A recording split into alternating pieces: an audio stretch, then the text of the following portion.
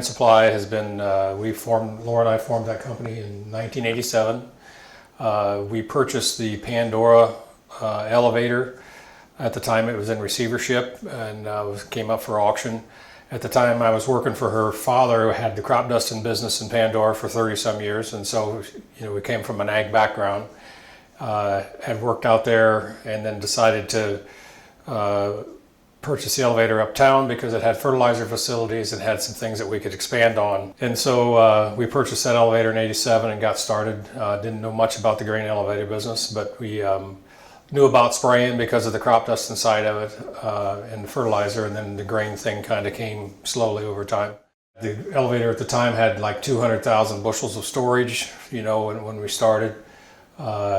And now we're about just shy of 4 million bushels of storage, so it's changed a lot in the last 30 years. And then in about 2000, we purchased the Bluffton elevator, purchased Beaver Dam here in 2005. And it's basically a full service elevator, so whatever the farmer happens to need. We'll spray the crops for him, we'll sell him the seed that he needs to get planted, sell him the fertilizer. Then we're open for harvest time, whatever hours it takes to get harvest done, whether it's wheat harvest, or grain in the fall, soybeans and corn. We offer the drying service, to dry crops if we need to. Along with the marketing, a plan for them to sell their grain. Yeah, so they can, they can work up a plan for their coming crop for this fall. And then we have trucks available to pick grain up if we need to, or, kind of offer whatever the farmer needs.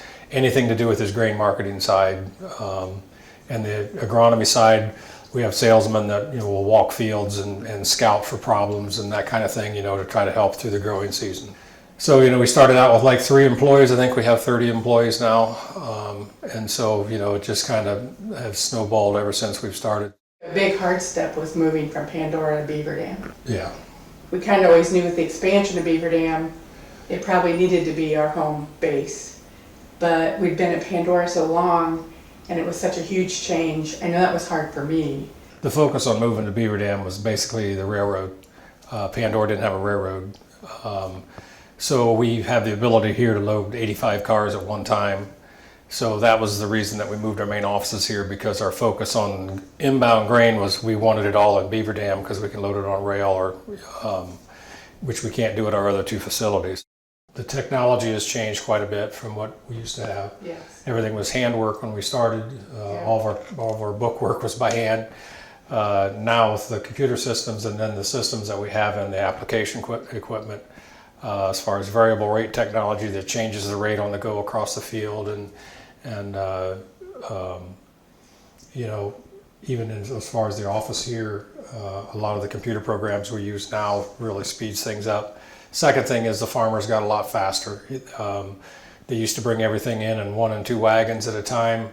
Now it's all semis, and the guys have got machines that can, they can harvest some between 10 and 20,000 bushels a day, one farmer. And so that's why the expansion in the last 40 years has been focused on being faster and being enough space to keep up with the farmer changes. So what used to take 6 weeks at harvest now, you got a real busy time for about 2 to 3 weeks, and then it's kind of stretched out on each side.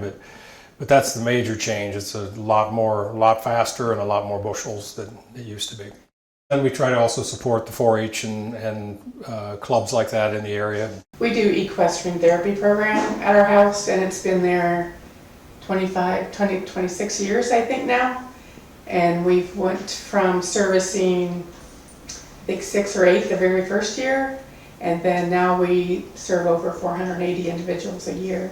We want to keep this thing going as a family business as long as we can. There's more pressure from the outside to be corporate anymore, with the big ethanol plants and everything that's going on. We still think there's a value in having a family-owned local business that farmers can deal with. And I think farmers think that too, because that's what makes us successful, or they wouldn't be coming here.